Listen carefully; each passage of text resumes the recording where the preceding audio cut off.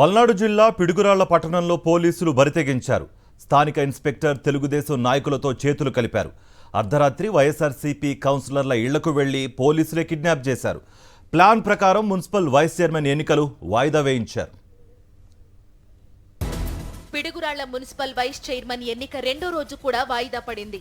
ఈ ఎన్నిక జరగకూడదని స్థానిక టీడీపీ ఎమ్మెల్యే మొదటి నుంచి అరాచకంగా వ్యవహరిస్తున్నారు.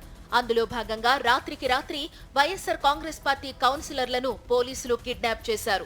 పిడుగురాళ్ల సీఐ అర్ధరాత్రి వేళ కానిస్టేబుళ్లను వైసీపీ కార్పొరేటర్ల ఇళ్లకు పంపించి వారిని బెదిరింపులకు గురిచేశారు. 10 మంది కౌన్సిలర్లను కిడ్నాప్ చేసి తీసుకువెళ్లిపోయారు. వారిని ఎక్కడికి తీసుకువెళ్లారో తెలియనివ్వడం లేదు.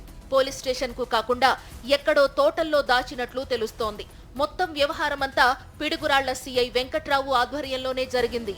పోలీసుల వ్యవహారంపై వైఎస్ఆర్సీపీ మాజీ ఎమ్మెల్యే కాసు మహేష్ రెడ్డి నిప్పులు చెరిగారు. ఎక్కడైనా దొంగతనం జరిగితే బాధితులు పోలీస్ స్టేషన్ కి వెళ్లి ఫిర్యాదు చేస్తారు. కానీ పిడుగురాళ్లలో మాత్రం వైస్ చైర్మన్ ఎన్నికల సందర్భంగా పోలీసులే తమ కౌన్సిలర్లను దొంగతనంగా తీసుకువెళ్లారని మండిపడ్డారు.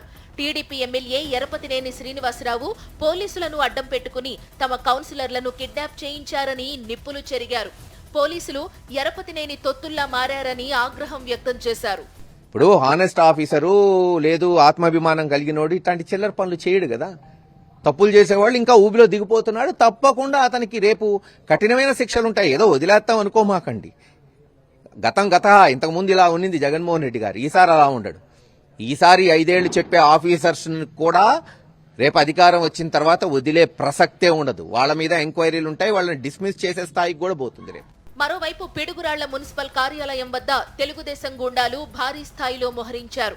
వైఎస్ఆర్ కాంగ్రెస్ పార్టీ కౌన్సిలర్లు వస్తే దాడి చేయాలనేది తెలుగుదేశం నాయకుల ప్లాన్. కౌన్సిలర్లను కిడ్నాప్ చేయడమే కాకుండా మిగిలిన వైఎస్ఆర్ కాంగ్రెస్ పార్టీ కౌన్సిలర్లను కూడా మున్సిపల్ కార్యాలయంలోకి రాకుండా టీడీపీ గూండాలు అడ్డుకున్నారు.